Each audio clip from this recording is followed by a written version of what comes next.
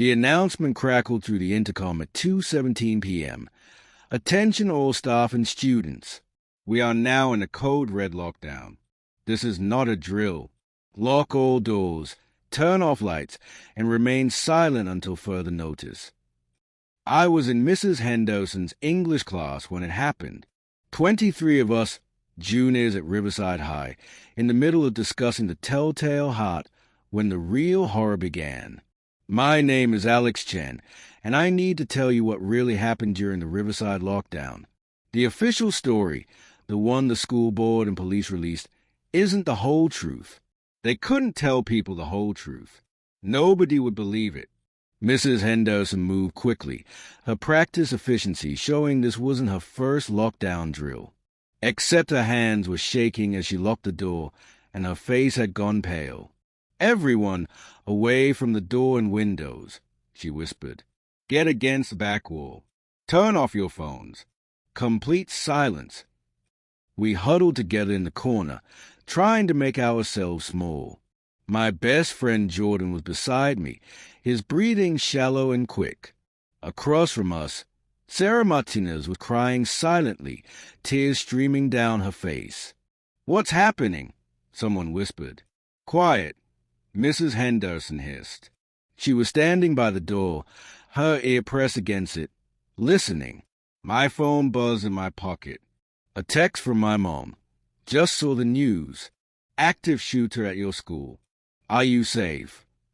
Active shooter. The words made my stomach drop. This wasn't a drill. Someone was in our school with a gun, and we were trapped. I started to text back when Jordan grabbed my arm. "Do you hear that?"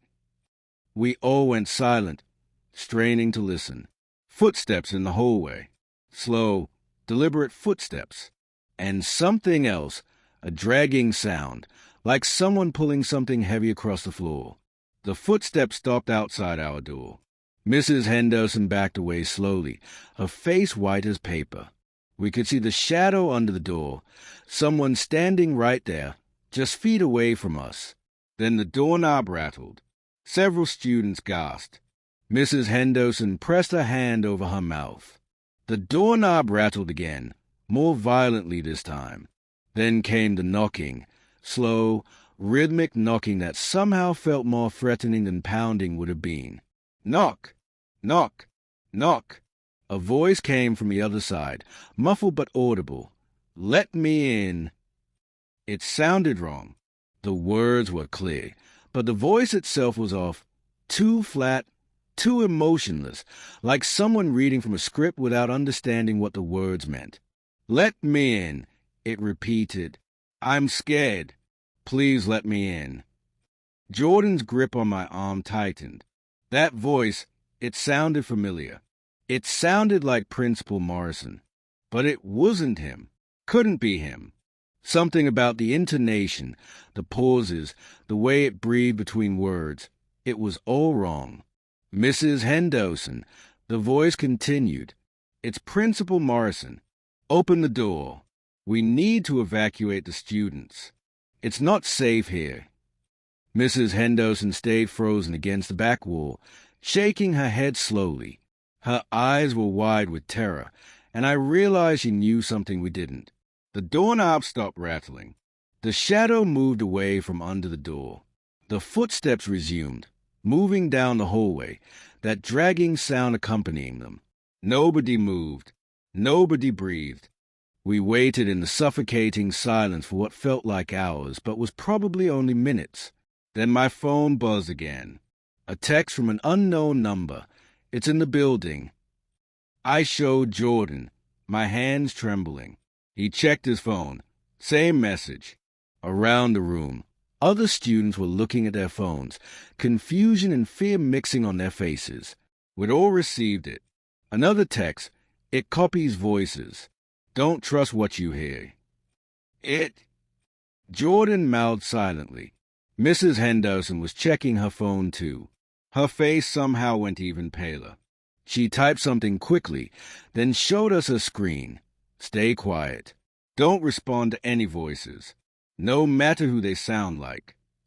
A scream echoed through the hallway, cut short suddenly. Then another voice, this one definitely Principal Morrison, came over the intercom. "Attention students and staff. The situation is under control. Please exit your classrooms in an orderly fashion and proceed to the gymnasium." But underneath his words, I heard something else, a wet, gurgling sound, like someone trying to breathe through liquid. Mrs. Henderson was frantically shaking her head, her phone screen now showing, "Don't leave. Stay locked in." The intercom crackled again. This time it was a student's voice, Tommy Chen from my biology class. "Help. Please help. It's got Mr. Reynolds.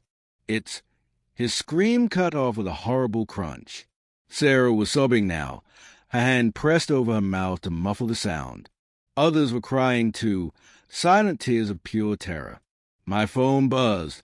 It takes their voices after. It's learning. Police are outside but won't come in. Something's wrong with the building. What did that mean? Something wrong with the building? The lights in our classroom flickered. Once. Twice. Then went out completely, leaving us in darkness broken only by the glow from the windows. In that dim light, I saw something that made my heart stop. The window in our door, the small rectangular window that looked out into the hallway, was dark. Not because the hallway lights were out, because something was pressed against the glass from the other side. Something that filled the entire window. As we watched, paralyzed with fear, the darkness moved. It wasn't solid. It shifted and writhed like oil, like smoke, like something that couldn't decide what form to take. Then it spoke, and this time the voice was perfect. Absolutely perfect. It was my voice. "Mrs. Henderson, it's Alex. I'm outside. Something's chasing me. Please open the door. Please, I'm so scared. It's right behind me." I couldn't breathe, hearing my own voice, my own fear, my own terror.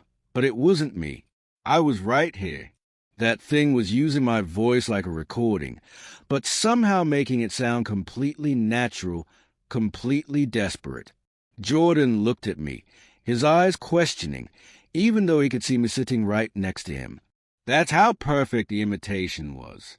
"Please," my voice sobbed from the hallway. "Mrs. Henderson, please. I don't want to die. Let me in." Mrs. Henderson had tears streaming down her face, but she stayed pressed against the back wall, shaking her head. The darkness in the window shifted again. Then came another voice, Sarah's voice, even though Sarah was right there with us. "Mom? Mom, are you there? I'm hurt. I need help. Please come get me." Sarah let out a choke sob. The thing was going through all of us, sampling our voices like a predator learning to imitate its prey. My phone buzzed again. The building is a pocket. It's been here longer than the school. They built over it. We can't get you out until sunrise. Don't let it in. Don't listen to the voices. 6 hours until sunrise. 6 hours trapped with whatever that thing was. The voices continued all night. Sometimes there were people we knew, teachers, students, parents. Sometimes there were voices none of us recognized, maybe from other times, other victims.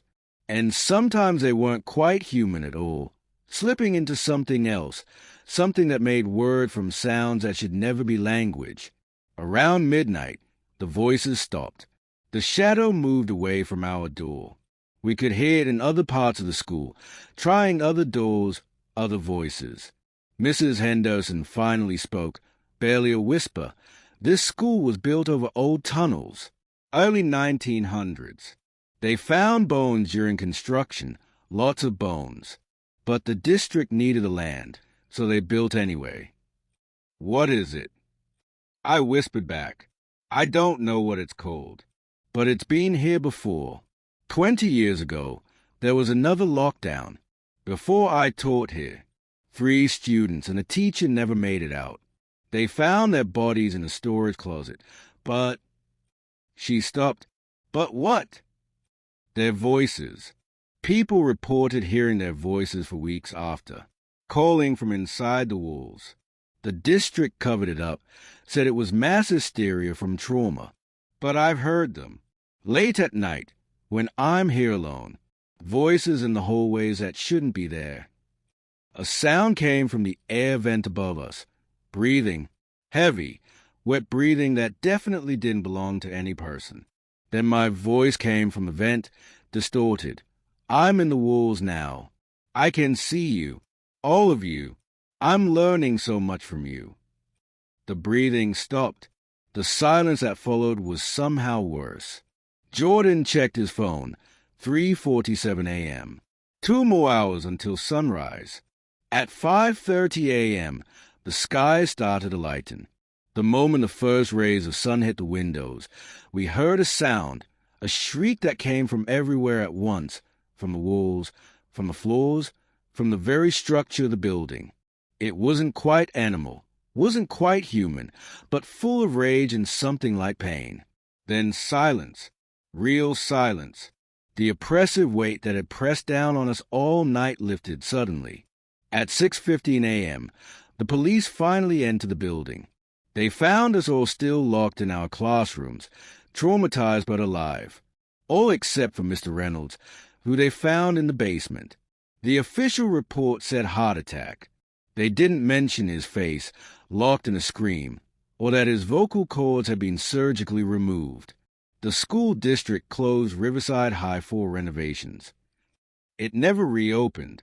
They claimed it was due to structural issues, but I know better. We all know better. The thing that hunted us at night is still there, waiting in the bones of that building, waiting for darkness, waiting for voices to steal. I still have nightmares about hearing my own voice calling from somewhere I'm not. And sometimes, late at night, when I'm alone in my room, I hear breathing in my walls. The police never found what sent those text messages warning us. No number was registered. No trace could be found. But I think something else was in that building that night. Something old that knew what the hunter was. Something that tried to help us survive. I'm in college now, studying architecture.